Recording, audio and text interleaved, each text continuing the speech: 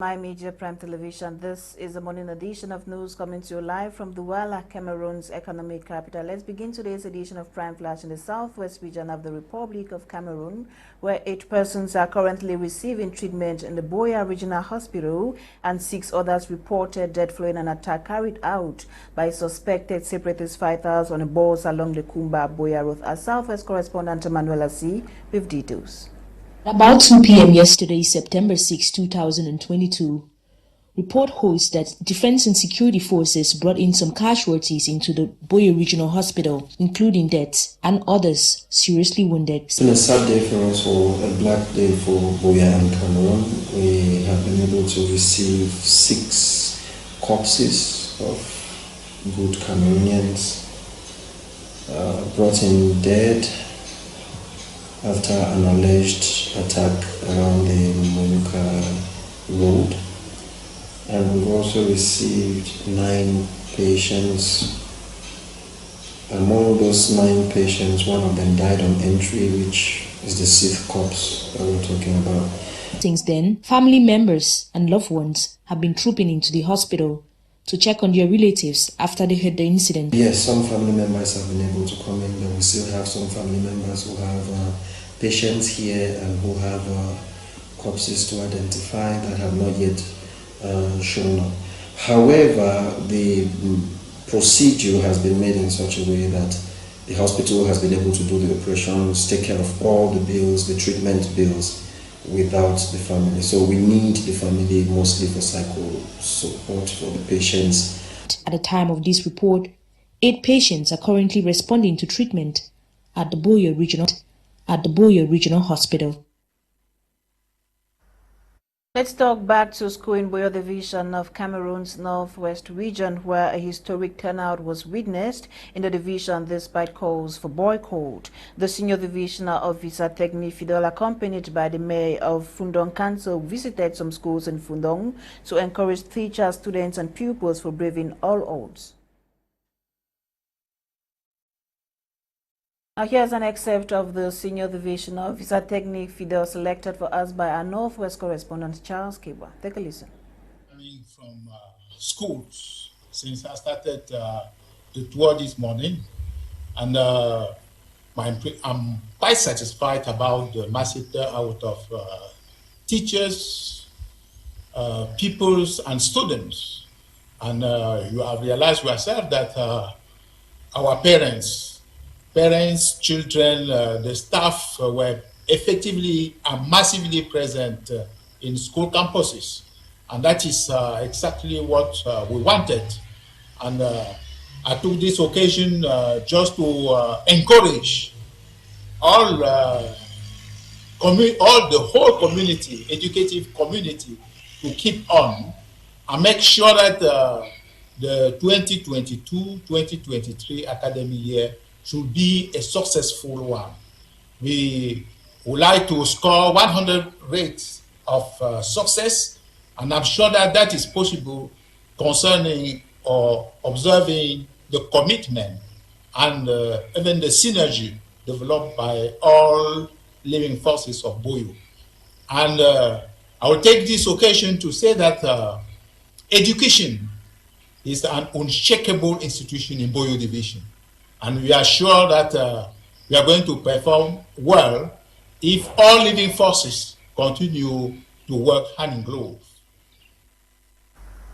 In a related story, classes effectively resumed in Bengui Momo division of the Northwest region Tuesday, September 6, despite calls for school boycott and ghost town by separatist fighters. On an inspection thought to evaluate the effectiveness of school resumption in Bengui, the divisional officer Esapa Javi Sakwe, who visited 11 secondary schools, 11 primary schools and 1 vocational training center, says turnout was quite encouraging. In our school institution, and this is just the beginning. There was that timidity, but I think from tomorrow, Wednesday and Thursday and the other days, we're going to have effective attendance in all of the institutions. We are proud of the parents. We are glad to those that send their children to school. We are proud of the security forces, the forces of law and order that ensure appropriate security for the visiting of the school institution. We are now at the end of our visits, and we just want to say, as Cameroonian, we are pleased for the school resumption. Thank you very much, and God bless you all. That was the division officer of Mbengwi Esapa Jarvis Sakwe shortly after his inspection. Until something else, some internally displaced persons and underprivileged children from Muyuka subdivision have received school materials from the Chariot Foundation. The donation exercise was done yesterday in Boya, southwest region of Cameroon. Emanuela C. once again.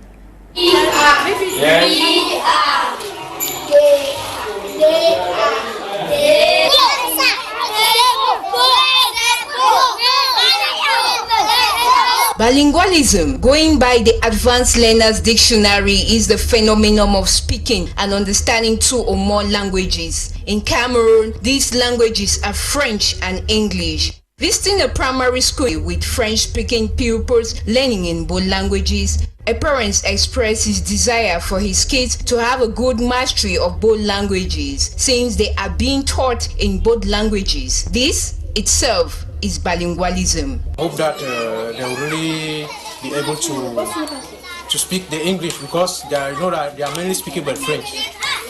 So I'm really happy. On the part of the teacher, books are vital in the teaching of bilingualism. I have seen that this book will help these kids to increase, to develop their language power. Why? Because since most of them are from Francophone background.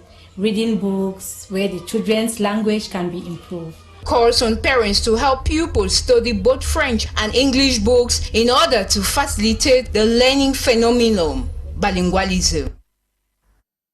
That was Wada Colette Lum's report on the importance of bilingualism, especially in the school milieu. Now, a huge stock of cannabis have been discovered in the maize farm in Mayokutsu division of the North region of Cameroon. The cannabis were discovered by elements of the National Gendarmerie, as Nicole Tako tells us.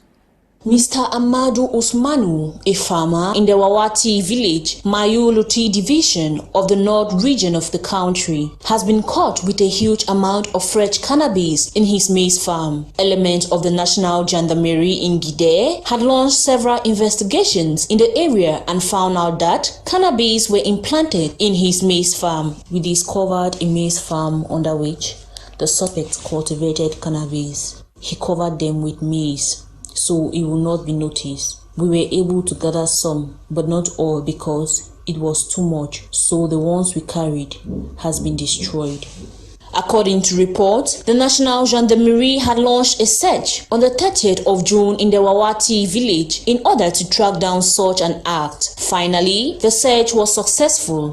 Following serious investigations, we were able to lay hands on the individuals cultivating this cannabis of about 50 kilograms, thanks to the sincerity and collaboration of the population who helped us in finding the farm. In this light, the head of authorities has used the opportunity in thanking the population for their collaboration while encouraging them to keep the good work. I want to use this opportunity to call on the rest of the population who are relenting their effort to denounce such persons to the National Gendarmerie and collaborate so that our mission, which is to fight against criminal acts and protect the population, can be achieved. Meantime, the main suspect is in police custody for proper investigation. Until something else, inhabitants of Bangem, Kupe Maninguba division of the southwest region are raising fears or concerns over the change in colors of the Twin Lakes. They say the change is equally affecting marine creatures, as Kathleen Kongwe tells us. An unusual scene is observed in Bangem, chief town of Kupe Maninguba of the southwest region, where the female famous Twin Lake mysteriously changes its original color. Aside that, local sources confirm water creatures like fish, prawns, tadpoles, amongst others, have been found following the mysticism. A situation even the traditional custodians have been unable to explain, one of whom is a paramount ruler of Nino. We don't come for see the news with the Russian and for we. Say the woman lake. We came here to see and confirm the information that got to us about the female twin lake of Manengoba changing colors and fishes inside the water and other water creatures dying.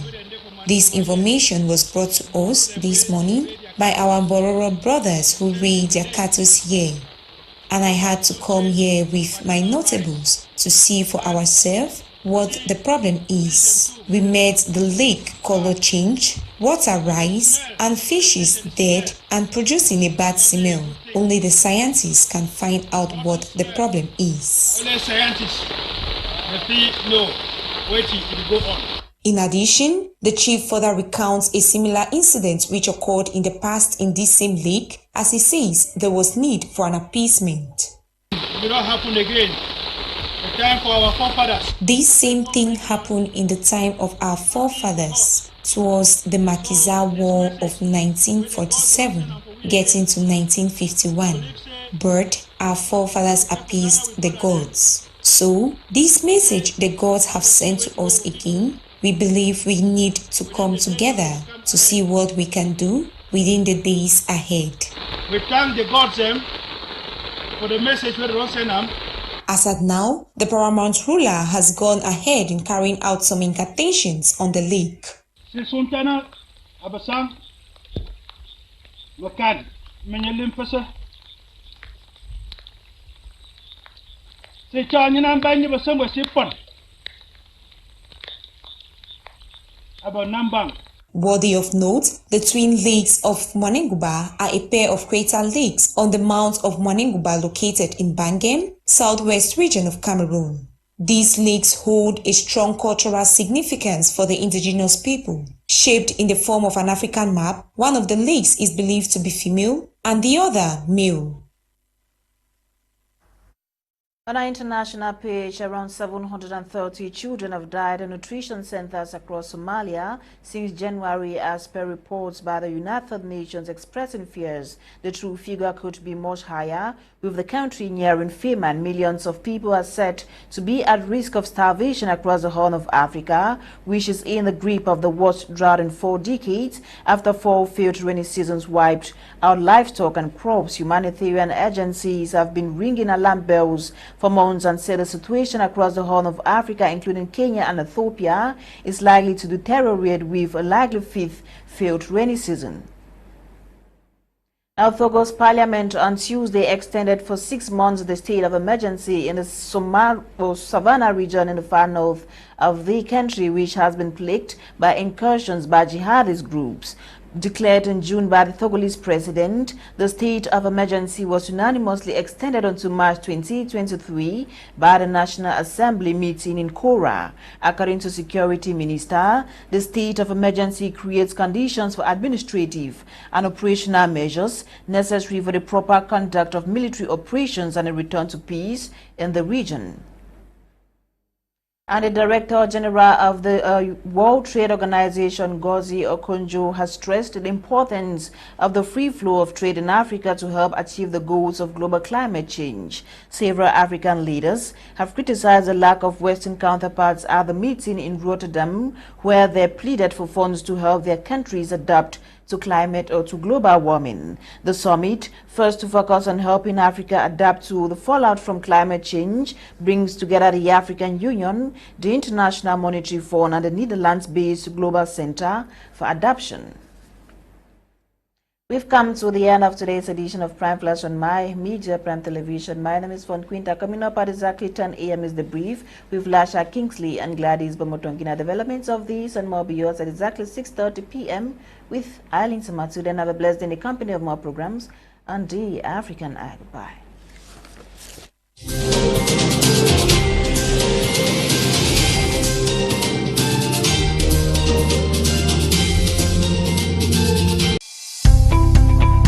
Welcome to a new world of TV broadcasting. My Media Prime.